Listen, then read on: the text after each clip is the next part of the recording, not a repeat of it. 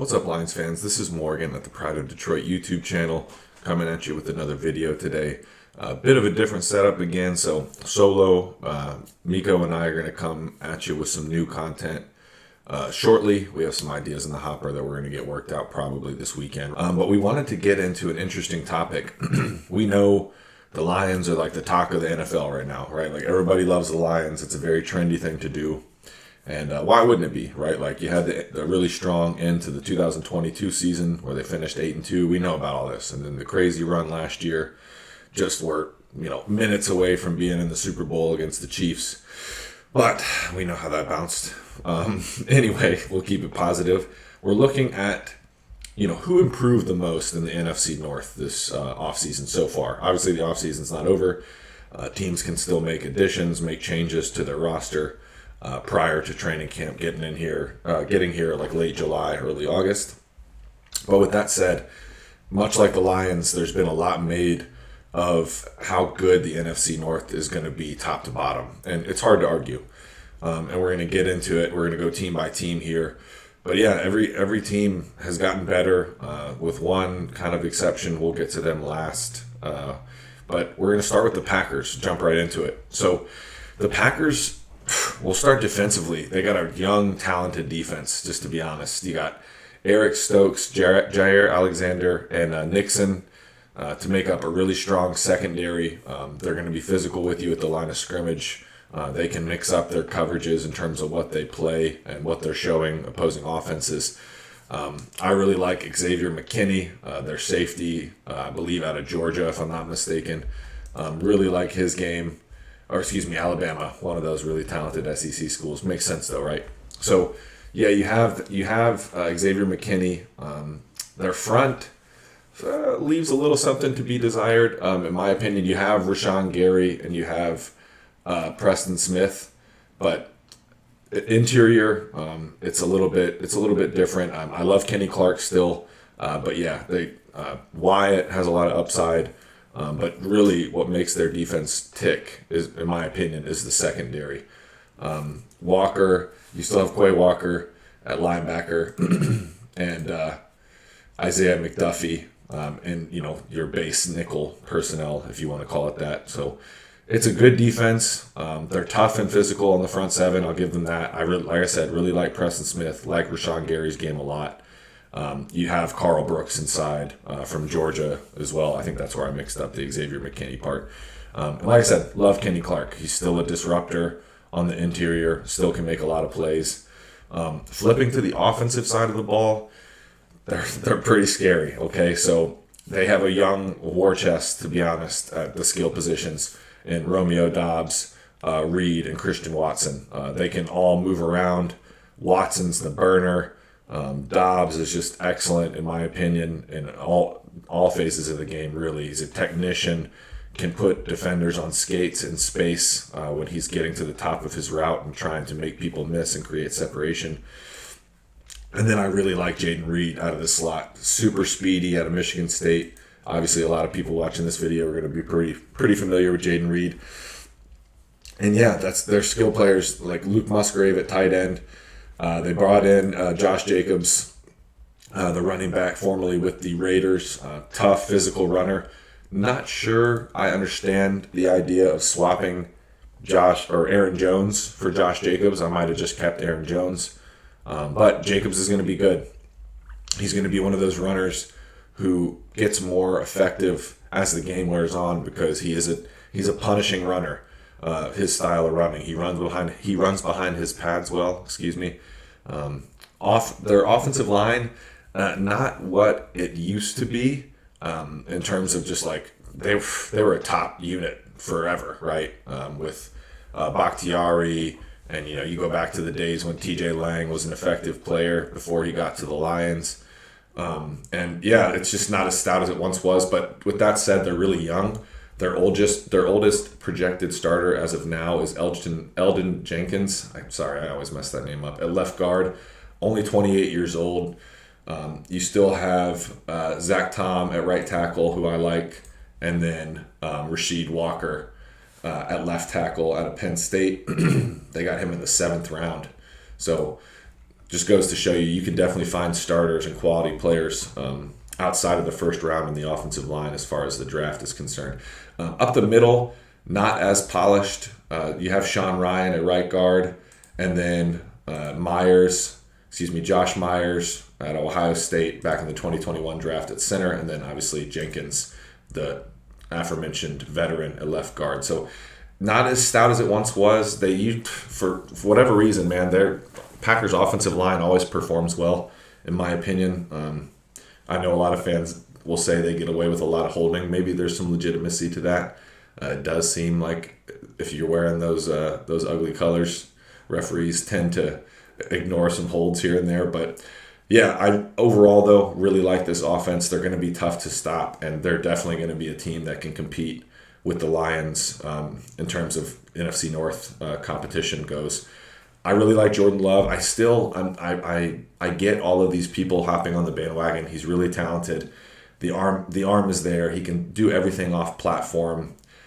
He still makes some questionable decisions. You can kind of go back and watch that last playoff game, and just here and there, you're like, what are you doing? So if he gets rid of a little bit of that, obviously the sky's the limit for him, to be honest, which is not great news as a Lions fan, but competition is competition, right? So moving to the Bears.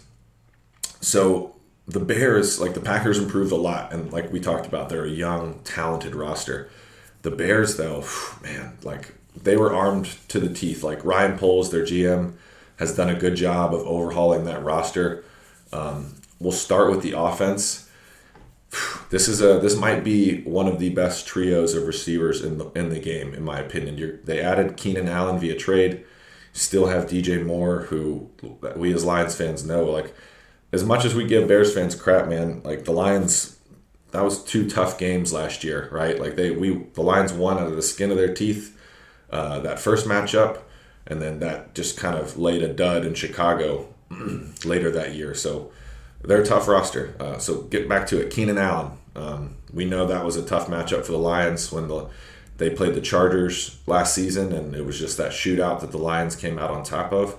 You got DJ Moore still, and then Rome Odunze you added in the draft after Caleb Williams. So that's immediately, in my opinion, one of the best trios in the game, especially if Odunze can come in and start cooking, which I believe he can. I really like him as a prospect. That's a ready-made situation if you're Caleb Williams. Their offensive line, kind of like Green Bay's, is young, but with room to grow. You got nice pieces and guys like Darnell Wright at right tackle. I like his game a lot. And then at left tackle, Braxton Jones and Tevin Jenkins at left guard. So you have a nice youthful combo on the left side of the line, which they can keep improving. Same with Darnell Wright. Outside of that, you do have Ryan Bates at center, another Penn State guy, and then Nate Davis at right guard, veteran, 6'3", 316, 27 years old. So could be a little bit better there maybe, but overall this is a young, talented offensive line with room to grow. So I like the way Poles has constructed this room. It's one of those that could see a lot of upside and end up being a top 10 unit by the end of the season, depending on a few things. Skill-wise, Cole Kmet and Gerald Everett round out the pass catchers at tight end. I like that room. Should be a nice safety blanket in the middle of the field, along with Keenan Allen. For Caleb Williams early, that the middle of the field is usually an easier place to throw for young quarterbacks whose head might be swimming for a little bit, just with the different kinds of exotic looks that NFL defenses can present, both pre-snap and post-snap, right? They might be showing one thing and roll into another. So sometimes it's nice for young quarterbacks to have those pass catchers who can really take advantage between the hashes and in the middle of the field. In the running backs, you added DeAndre Swift and you paid him a good amount of money. To be honest, that's one of the moves where I'm like, what you doing? Ryan Poles, like who I think has done, like we talked about, done a good job of revamping this roster and making it young and talented, where there wasn't like the Lions when Brad Holmes and Dan Campbell started over in 2021. There wasn't a lot of meat on the bone. You kind of had to scratch it and start over. You have Swift, so you paid him a lot of money. You still have Khalil Herbert, who I think is an effective runner in this game. And I do think the Bears' offensive line is built to where they're going to be able to run the ball against a lot of defenses if defenses aren't willing to commit the resources and to stopping it. And then obviously that makes life easier for Caleb Williams, and we know how that goes. So yeah, the only change is for Swift. I don't know that he can stay healthy for a full season. He was behind, in my opinion, the second best offensive line in the NFL last year, and the Eagles. The only one is better is the Lions, obviously. So going from the Eagles O-line to Chicago's, that's, in my opinion, a step down, just because the Eagles are so elite, and even if the Bears O-line is on the up and up, it's going to be a bit of a different look for Swift, who I believe for a while there was averaging the most yards per carry before contact in the league. So I don't anticipate that happening anymore. Switching to the defensive side of the ball for the Bears. Again, Poles has done a good job of revamping this. They're a young, talented unit. However, there are some holes where it's like, okay, this isn't going to be a top tier unit in my opinion, but they do have a lot of upside. The edge opposite of who I really like, Montez Sweat's game. I think that was a good move for them, acquiring him last season from Washington. But opposite of Montez Sweat, there's not really an answer on their roster as it stands right now. Something could happen. Someone could step up in training camp, and that could change, and this could look silly. But on paper, that appears to be a bit of a hole for them right now. And the interior defensive line, nothing really has me shaking in my boots there either. So that could be a bit of a problem when it comes to creating pressure up the middle on opposing quarterbacks or stopping the run. But yeah, they're edge rushers. I like Sweat. If they could find an answer opposite to Sweat, that would obviously help, because as of right now, if you're playing the Bears, I'm going to chip Montez Sweat. I'm going to roll my pass protection towards him. If I'm not the Lions, if I'm the Lions, then Penei Sewell can block him. It's fine. You're good. But if you're playing the Bears and you want to commit extra resources to blocking Sweat, that's on the table right now, just because there isn't really another someone who can create a lot of problems along the defensive line besides him. So rolling to their secondary, there's a lot to like, in my opinion. Jalen Johnson is a certified baller. Was a little bit disappointed he stayed in Chicago. Getting him out of the division would be nice. But yeah, he's one of the best in the game, in my opinion. Really like him. Outside of that, though, you have Kyler Gordon in the nickel, who's going into year 3. And I do think there's some upside to his game. He's put some nice things on tape. And I do like the pairing of the veteran Kevin Byard at safety along with Jaquan Brisker. I think they can do some interesting things together, just because I do think Byard's at his best these days away from the line of scrimmage, allowing his veteran playmaking ability to make plays. And then Brisker is that he can come down towards the line of scrimmage and hit somebody. He's a physical guy, but he can also run with people and make plays away from the line of scrimmage too. So I do like that duo. Their linebackers are solid, in my opinion, but they are, as we know, pretty expensive. You have TJ Edwards and Tremaine Edmonds, so it's a good duo. However, it is an expensive duo, and like we talked about, if the interior of the defensive line isn't really holding up in the run game, they're not occupying gaps and not occupying blockers, that's going to make life harder on guys like TJ Edwards and Tremaine Edmonds, and the Bears could have some issues with stopping the run early on, depending on how things shake out. So last and definitely least, we're going to talk about the Minnesota Vikings.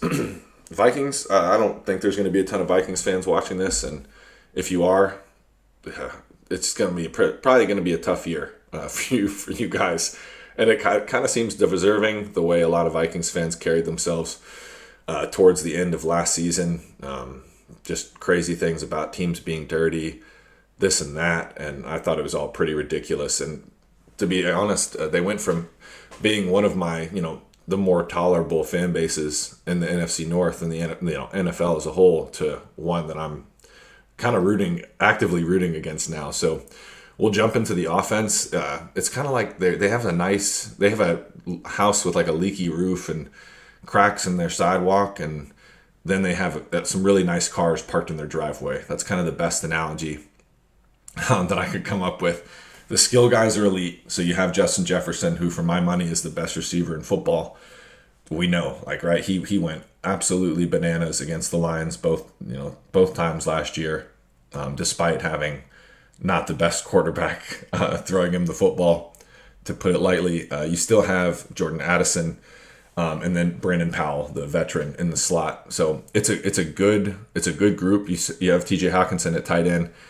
They added Aaron Jones. Like, I know we talked about Aaron Jones departing from the Packers, but stays in the division, finds a home in Minnesota. So that's something to be concerned about, because I've always liked Aaron Jones's game a lot. I think he's awesome in all facets, catching the ball out of the backfield, running it between the tackles and outside of the tackles, and even pass protection.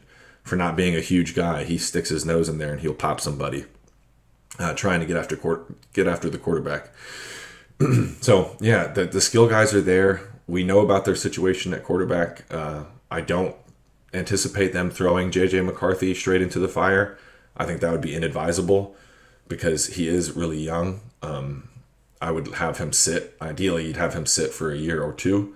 They have Sam Darnold there, which we kind of know what Sam Darnold is at this point in his career. I guess crazier things have happened, but I don't really see a Sam Darnold resurgence happening in 2024. We'll see, though. So, yeah, it's going to be interesting to see how that shakes out, because is Justin Jefferson going to end up being kind of pissed off because he doesn't really love his situation in Minnesota? I do think his contract's going to top what Amon-Ra got, obviously, and if I were him, I'd have been really happy about Amon-Ra getting the deal that he got from the Lions, because if I were JJ, I'd just be like, man, I'm about to get a crazy bag then. But that's another story. They do have a top 5 tackle duo in football, in my opinion. You have Christian Darrisaw and Brian O'Neill, left tackle. Darrisaw, right tackle, is Brian O'Neill. But a shaky interior is a little bit suspect, and that's not what you want to have if you're going to throw McCarthy out there that might be kind of tough on a young quarterback. We know the worst pressure to deal with as a quarterback is interior pressure. It's going to make life difficult. There's nowhere to step up.